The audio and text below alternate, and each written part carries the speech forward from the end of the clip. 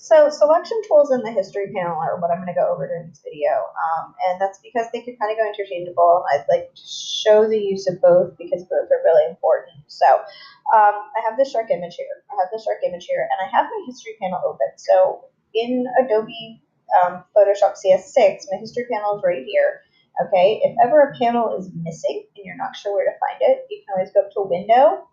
You can find it there, and you can see that history is selected. It is open, and these are all of the other panels that you can open, and you can add to your panel bar over here and customize your workspace based on the ones that you use the most. But history is one that generally comes standard just on your panels already, so it's an important one to have.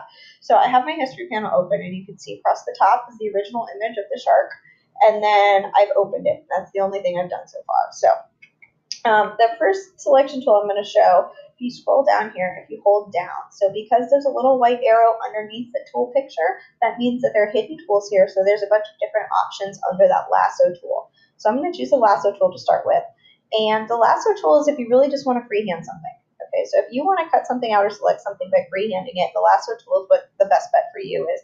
I'm going to keep all this at 0. This was set up from before, and I am going to just kind of do a rough circle, and some people are better at this than others. I am not great at it, and I'm going to end there. And I held my mouse down the entire time I was doing that. You can see on my history panel over here, lasso has been added to the history of things that I've done to this image, and now this part of the shark or the shark image is selected.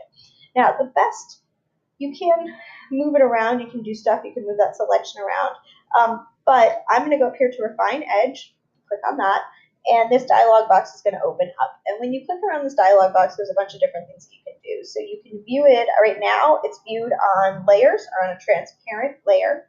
You can see the view with the marching ants, which is what those little dots are called once the selection has been made. You can view it in, here we go, in overlay mode.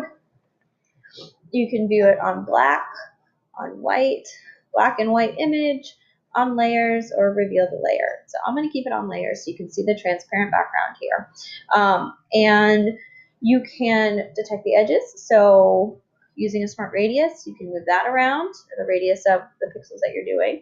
And you can get closer if you want it to get closer to the edge of the shark, or you can move it out a little bit if you want a little bit more leeway. So I kind of like that because it really cuts his head and cuts close.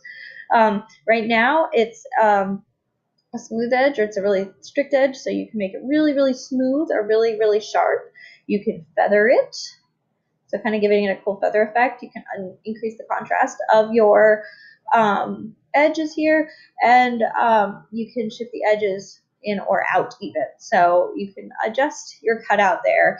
Now, the output too, you can output it as a selection, which it is here, a layer mask, which is going to show up in your layers panel, a completely new layer if you want to create a layer on top of something. So honestly, if you're trying to put something in somebody's hand, or you're trying to layer things into multiple ways of your image, new layer with layer mask, a whole new document, or a whole new document with a layer mask, depending on what your purpose is and what you're trying to do with this shark.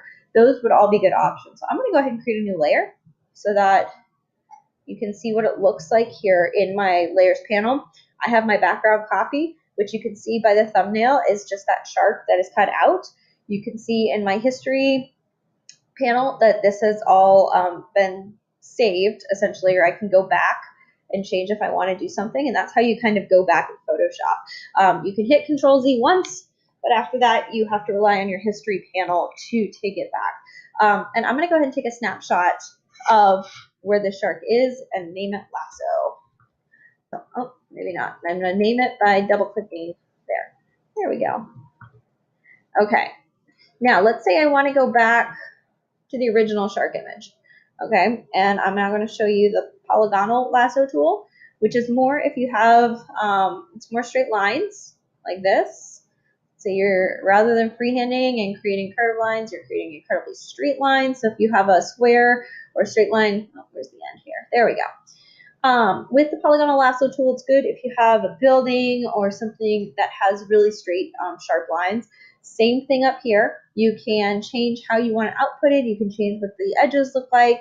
I'm going to show you what it looks like if you decide to output as a layer mask.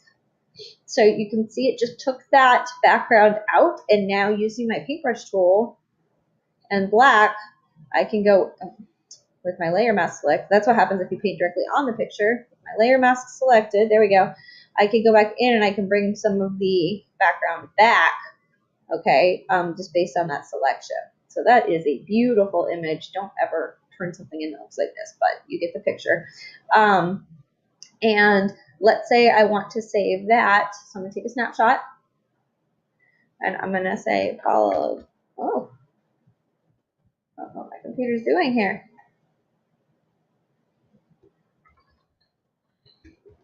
Polygonal lasso. Okay. Now, the reason I'm taking these snapshots, let's say I'm experimenting with a bunch of different types of sharks, so a bunch of different types of cutouts, for example, and I'm not sure which one I like. If I keep that snapshot, that will keep that image exactly where it is at that point. And so now I can go to this lasso and I can continue working with the shark in this state.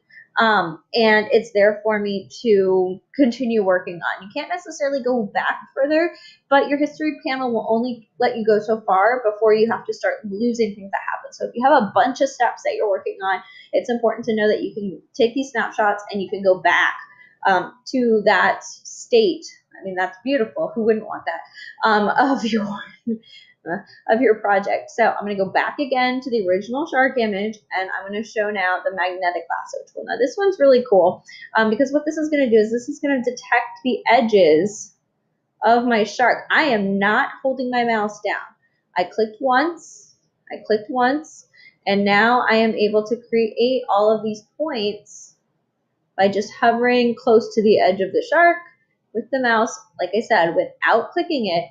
I'm clicking at the edge, and it has completely outlined my shark for me, which is really, really nice. I'm going to do this, and I'm going to, you can, like I said, you can move it in, you can move it out. I mean, that's a pretty close, his tail's cut off a little bit. You can increase the radius a little bit, but that's pretty good cutout. I'm going to show you, I'm going to create a new document using this. And when I create a new document, it opens a completely new document with just that layer there. That layer is editable, or you can edit it. And you can see with this layer, I can actually use my selection tool, drag my shark by clicking on it, drag it over, and drop it in here. We've got double the shark fun. They're friends now. And this is still selected. So what I'm going to do is I'm going to go to select, if my mouse will let me. Oh, come on, mouse. And select. Let's keep going. Woo! Acting all wonky. Select. There we go. Deselect. And then it will deselect the selection that I have made, which is super helpful. So those are the lasso, the polygonal lasso, and the magnetic lasso tools, and also how I can use my history brush over here. So like I said, you can go back to that original, you can add things to it, or you can create a new document entirely, and that's just a helpful way to know how to select your things, what you want to select, make selections.